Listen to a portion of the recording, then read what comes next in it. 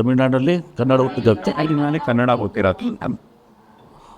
ಅವ್ರು ಎಲ್ಲಿ ಶೋಷಣೆ ಮಾಡಿದ್ರಂಥದ್ದು ಅವ್ರಿಗೆ ಹೇಳಿ ಕನ್ನಡ ಹಿಂದೆ ಯಾವತ್ತು ನಿಮ್ಮ ಹೊಯ್ಸಳರ ಕಾಲದಲ್ಲಿ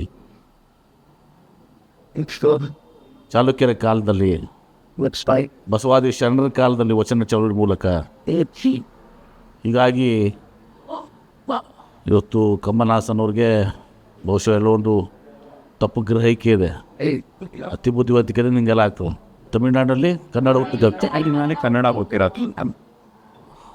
ಅವ್ರು ಎಲ್ಲಿ ಶೋಷಣೆ ಮಾಡಿದ್ರಂಥದ್ದು ಅವ್ರಿಗೆ ಹೇಳಿ ಕನ್ನಡ ಹಿಂದೆ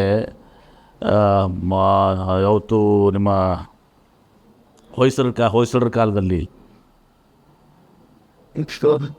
ಚಾಲುಕ್ಯರ ಕಾಲದಲ್ಲಿ ಬಸವಾದಿ ಶರಣರ ಕಾಲದಲ್ಲಿ ವಚನ ಚಳವಳಿ ಮೂಲಕ ಹೀಗಾಗಿ ಇವತ್ತು ಕಮಲಹಾಸನ್ ಅವ್ರಿಗೆ ಬಹುಶಃ ಎಲ್ಲೋ ಒಂದು ತಪ್ಪು ಗ್ರಹಿಕೆ ಇದೆ, ಅತಿ ಬುದ್ಧಿವಂತಿಕೆ ನಿಂಗೆಲ್ಲ ಆಗ್ತದೆ.